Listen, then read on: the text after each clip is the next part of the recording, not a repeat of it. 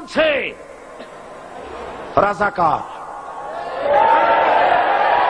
শুনে রাখো চট্টগ্রামের লক্ষ লক্ষ জনতা, পার্লামেন্টে যখন আমাকে এই কথা বলা হয়েছিল, আমার পার্লামেন্টের কলিগ জাফরুল্লাহ চৌধুরী সাহেব বসে আছেন এখানে, হ্যাঁ, জাফরুল ইসলাম চৌধুরী বসে আছেন পাশে, প্রধানমন্ত্রী সুদ্ধা, অন্তত 3 শতাধিক পার্লামেন্টের সম্মানিত সদস্যরা সেদিন বসা। 1997 সনের বাজেট বক্তৃতা যখন আমি করতেছিলাম, ডক্টর কুদরতে খোদা, নাম রাখছে কুদরতে খোদা, আসলে গজবে খোদা। এই লোকটি নাস্তিক, ইসলামের চূড়ান্ত দুশমন। তার প্রণীত শিক্ষা ব্যবস্থার যখন সমালোচনা করছিলাম, ট্রেজারি বেঞ্চ থেকে আমাকে বলা হলো রাজাকার। আমি আমার সমস্ত শক্তি একত্রিত করে বলেছিলাম, শুধুমাত্র হিন্দুস্তানের রাজাকারেরাই আমাকে রাজাকার বলতে পারে। আমি বলেছিলাম 1973 সন পর্যন্ত আমি বাংলাদেশের কোন রাজনৈতিক দলের নেতা এবং কর্মী ছিলাম না।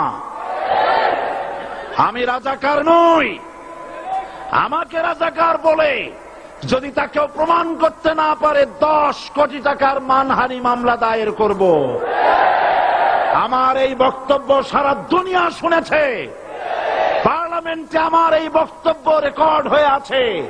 সেদিন 3 শতাধিক পার্লামেন্ট মেম্বারের কেউ আমার চ্যালেঞ্জ গ্রহণ করেন নাই। যে কোনো ব্যক্তি পার্লামেন্টে গিয়ে আমার বক্তৃতা দেখে আসতে পারেন। এরপরে 1997 সনের 7 অক্টোবর দৈনিক জনকণ্ঠ পত্রিকা যখন আমার বিরুদ্ধে লিখল, সেই পত্রিকায় সাইদির ওপেন চ্যালেঞ্জ 8ম পাতা, 1997 7 অক্টোবর, এত বড় 2 কলমে হেডিং। সেখানে আমি বলেছি, বাংলাদেশের সকল সাংবাদিক, গোয়েন্দা বিভাগ, বাংলাদেশের সকল বুদ্ধিজীবীকে আমি আমার পিরোজপুরে আমন্ত্রণ করছি। আমার উপস্থিতিতে যদি কেউ প্রমাণ করতে পারে বাংলাদেশের স্বাধীনতা যুদ্ধের বিরুদ্ধে আমার কোন ভূমিকা ছিল, সজ্ঞানে স্বেচ্ছায় জাতীয় সংসদের সদস্য পদ থেকে পদত্যাগ করব। 3 বছর পার হয়ে গেছে, আজ পর্যন্ত কেউ এই চ্যালেঞ্জের মোকাবেলা করে নাই। সুতরাং আমাকে যারা রাজাকার বলবে, তারা পিতৃ পরিচয়হীন অবৈধ সন্তান। 1971 সনের, শোনো মুসলমানেরা, 1971 সনের কোন কাদা সাইদির গায়ে লাগে নাই।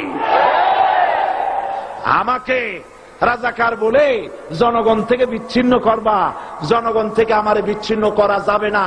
কারণ এই জনগণ আমার জন্য আসে না, এই জনগণ আসে আল্লাহর কোরআনের জন্য।